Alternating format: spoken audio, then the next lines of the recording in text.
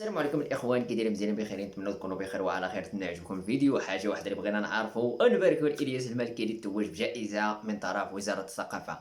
الاخوان ديالنا، حاجه واحده اللي بغينا نعرفوا: إلياس المالكي كنشوفوه كيستريمي بزاف، ماشي صانع محتوى، صانع محتوى من الالعاب الالكترونيه، ولكن منين شناه توج بهذه الجائزه يعني كتمنحو واحد الفرصه باش يخدم مزيان. ايوا المهم غادي نشوفوا كيفاش توج إلياس المالكي بالجائزه، واللي كيدوي على إلياس المالكي يعني بالمعنى.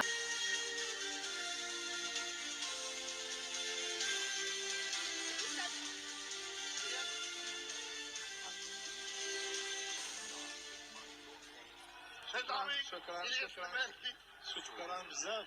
شكرا بزاف. الله يحفظكم.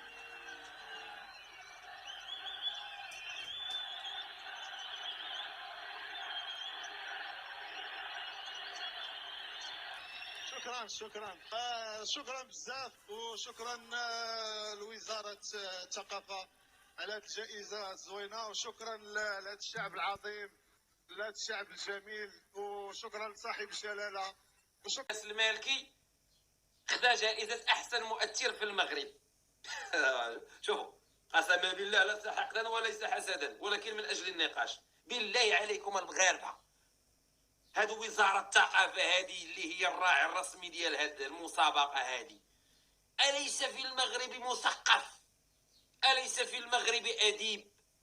أليس في المغرب إنسان دار شي حاجة يستاهل بأنه ياخذ ديك الجائزة؟ ما عندناش في المغرب، مكاينش والو. المؤثر عند وزارة الثقافة هو مقرون بواحد الإنسان كيقول لك ولطيط يا ولطيط ندير طيط، تختار الهضره الصمت او لتحت عبر مواقع التواصل الاجتماعي. ولكن وزاره الثقافه ما خداتش المعيار على الكلام. لا، بعد شوف، وزاره الثقافه ما تسوقاتش لهذا الشخص شنو كيقول، اكثر ما تسوقات الارقام. تتكلم الارقام تتحدث. راه ما يمكنش نقيسوا الحق بالارقام، راه ما يمكنش نقيسوا الواقع بالارقام. الاخوان، إلياس المالكي كيتوج بالجائزه من طرف وزاره الثقافه، والاخوان كيقولوا ما يستحقش الجائزه بالمعنى، ولكن الارقام هما اللي جابوا الجائزه.